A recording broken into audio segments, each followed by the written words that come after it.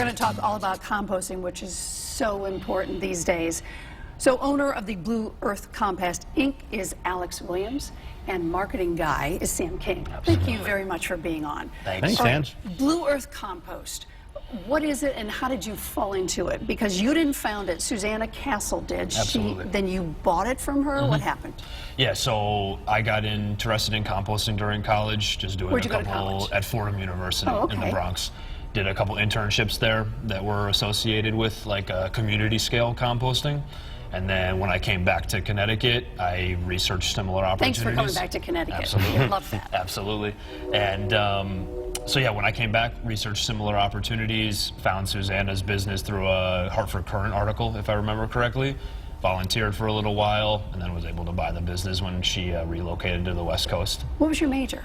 I majored in environmental policy. Okay, so this kind of aligns with what you were doing. So how Right did up you my alley. find Sam to help market Blue Earth? Yeah, so Sam was actually a customer of ours first, residentially, and we also have been in the same realm because he was doing environmental work of a different variety. So we met each other at like a farmer's market, literally, and just got to know each other over time because of running in the same circles. And then he needed a job after his program had gotten nixed, and just kind of fell So in place. was it love at first sight for this career? It was just aligned with who you are? Right place, right time. I had moved to Hartford about 9 months previous to that.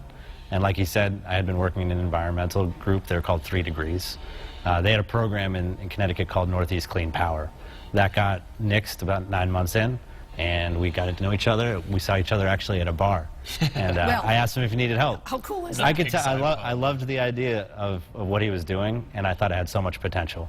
And it just seemed like the right thing for me to be doing at that time, and luckily he felt the same way. All right, so what's the elevator pitch to what you're doing? It's a dump truck / garbage truck, and what happens? So not only can we divert food scraps from the incinerator, which provides a lot of environmental benefits, but the goal is also to potentially save a commercial customer money. Tip fees are going up. There's a lot of issues with recycling, obviously, around the country right now, with China not accepting a lot of metal, glass, plastic, paper. Tip fees in general are going up pretty consistently right now. So not only can we divert it to do something much more beneficial with it, but hopefully save some money as well. So 40% of the food we are throwing away. Yeah, that's right. And so what do you say about that? You're going to take it and do what with it? Well, we're making sure that it goes to a higher use. A lot of people think about food as waste when they throw it away, but we're trying to fundamentally change that paradigm. Food is not waste. It is a valuable resource that can be used to make compost, and in the case of what we're doing, we're able to partner with other people to make energy with it, renewable energy, by the process of anaerobic digestion, which is a process of being able to take that food, put it into a place without oxygen, it decomposes, and they capture that biogas and are able to burn it in a Class 1 generator. And this is, you pick up from residential and commercial. Absolutely. That's right. All right, let's take a look at what it is that you're doing. People don't want to think about their trash. They throw it away, and that's the last time they have to see or think about it. But that's not how everyone gets to live. If your home is near a landfill or an incinerator, trash can be part of your everyday life. You see it, you smell it, you breathe in its fumes, you can't get away from it. Blue Earth Compost was created because we believe that's not how things should be. We believe that food scraps are not trash at all. They are a valuable resource that can be recycled into healthy soil for growing plants and food. By collecting food scraps and bringing them to composting facilities, we help rejuvenate our soil, clean our air and water, generate renewable energy, and provide living wage jobs to people in the Hartford community. My family has owned and operated Blue Earth Compost for nearly 5 years. We started in my parents' garage with only about 20 residential customers. In 2016, we hired my number 2, Sam King, and expanded our business by contracting with universities and grocery stores. We now employ 6 people, have hundreds of customers, and have diverted over 4 million pounds of food from trash incinerators. That's the environmental equivalent of not burning 116,779 gallons of gasoline, or 1,144 tons of carbon dioxide not going into the atmosphere. In early 2019, we'll be putting our first custom-made food scrap collection dump truck on the road.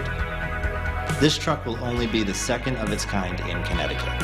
This is a really big deal. We'll double the amount of food scraps we can collect, and it will position Blue Earth Compost as an industry leader. With this new truck, we project that we'll be able to divert as much in 2019 as we have in our entire history to date, another 4 million pounds. Our increase in capacity will allow us to go after more customers, bigger contracts, and increase our impact. In the process of scaling up to meet our new capacity, we anticipate growing pains to a small business like ours. We are here crowdfunding to put the truck on the road. Each and every pound we collect happens because someone made a decision to think twice about what happens with their waste. We are asking you to do the same. Join our movement and support the revitalization of our environment and small business here in Hartford.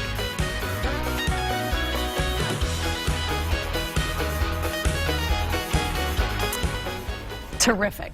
All right, you've got a crowdfunding going on. What do you need the money for? So the main goal of the crowdfunding campaign is just to help us get the truck to hit the ground running. We were able to secure a loan from the DECD to pay for like the sticker price, if you will, of the truck and the body. So you got the state's attention. Yes, we very much did, thankfully. But there's obviously a lot of added costs to getting it actually on the road and doing work. So this is just sort of to help ease that process. Where'd you find the truck, and how did you decide what it was that you needed? Sure. I mean, we have been researching this for a long time. We've been wanting to get a truck like this for quite a while at this stage. So we just did our research, talked to other companies who do similar stuff, and we're able to find a company called Brown Industrial out of Botkins, Ohio, who's the preeminent builder of these organics hauling bodies. And we're thankfully able to get one of theirs. Yeah. All right, so what does this cost if I say, I want you to come and grab my scrap food? Sure. For residential customers, it costs $30 a month for weekly collections, $20 for biweekly, so every other week. And then if you do like a longer subscription, 6 months or a year, you can save a little bit over the monthly cost. For commercial customers, it's always based on, it's always customized to what they're doing. So based on volume, location, and any kind of other kind of things that we would need to think about in terms of how difficult or easy the collection would be. Who else is doing this in the country, or are you kind of a prototype? There are a lot of other companies, mainly up and down like the eastern seaboard, because this is caught on especially residentially on the West Coast a while ago through municipal programs. So there are companies in Portland, Maine, Boston, us, New York City, like literally all the way down, and in other areas of the country as well. So it's a pretty wide-ranging business type, if you will, and movement for sure. And are you statewide yet? Where do you pick up? Where are you now? Yeah, residentially, it's mostly in the Metro Hartford area. Commercially, we're in most parts of the state. We go along the major highway corridors, 91, 95, 84.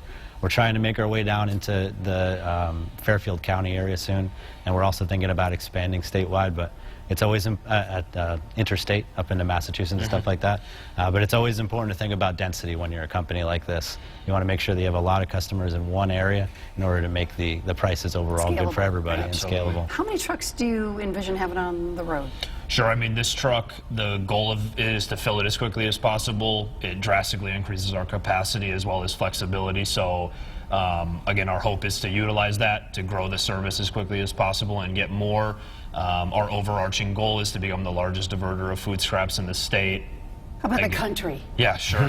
Sure, why not? Sure, exactly. What I was struck by is that it was your mom and dad helped you out of the garage. Absolutely. Tell me about those early days. What was going on in that garage? Yeah, all manner of craziness. For real, we were not only collecting this stuff and bringing it back there and emptying it, like dumping it into larger containers that we could then ferry to the processing facility, but we were cleaning and storing, and during the winter time, like snow blowing the backyard to clear space to do carts and whatnot. Scrap? Yeah, literally to be able to store it and to clean carts. So we've made some massive improvements on that side of things. Yeah. I remember right when it started, the first time that I came over to his parents' house to come help out, they had probably about 40 of these large 32-gallon bins in the basement on a cloth tarp. It's really come very, very far since then. Well, your folks get it, which is great. Sure. Yeah. Right. Yeah, they were the one who more or less instilled this in me. I always remember my dad just like filling chip bags with stuff and just tossing it in the woods behind our house. So I've been kind of raised with this for a long time. Yeah. So you're employing 6 people, which is terrific. Yep. Where you're based in the Hartford area? Yeah, right in the north. Right of in Hartford. Yeah. biggest problem starting out when you were thinking, oh, how are we going to do this? Sure. I mean, it's a lot of education as well as business growth. That has probably been the most difficult thing for sure, both residentially and commercially, is just in making people understand why this is important to do while also trying to get them to pay you to do it. So we've really worked on that learning curve. That's been a huge focus of ours, and we're starting to hopefully get over the top. Yeah. Any hurdles with you trying to market this? Well, I would just want to kind of piggyback on what he was saying, is that we're really trying to create a cultural shift. I think a lot of people are not familiar with the data that you were just sourcing when they say that 40% of food is wasted. A lot of people also don't know that one of the greatest things that you can do to help out with climate change is to make sure that you're composting. There's been studies that say that composting, if done wide scale, will be just as successful at helping to stop greenhouse gases as putting wind turbines up. So this is really something very important that can be done in order to help out yourself, your local environment, the local economy, and climate change to be mitigated. Do you remember the first customer?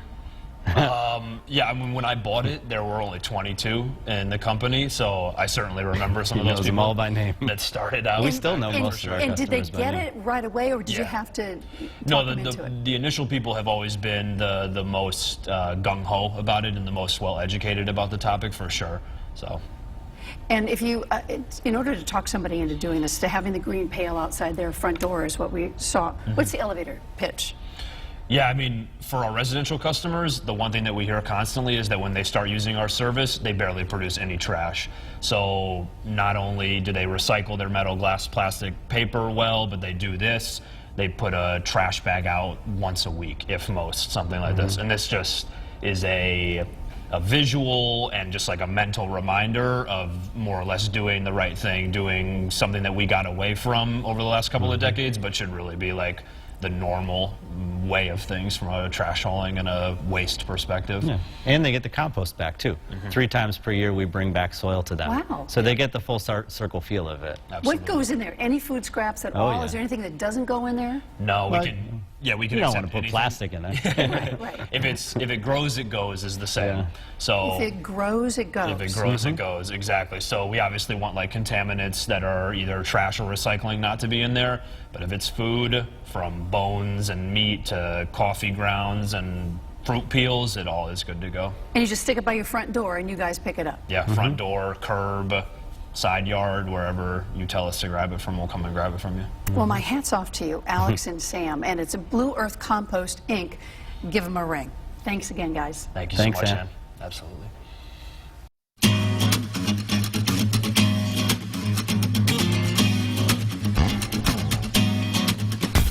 Made a trivial pursuit, spend one this in. Who is this girl? Spend all night kissing, and if one was right here, then who else is missing? Got a little sidetracked to find myself wishing I found the keys to the door, but it's also a metaphor. Need to keep locked in the grocery store, but mine just to save time. Skip right ahead to the last ride.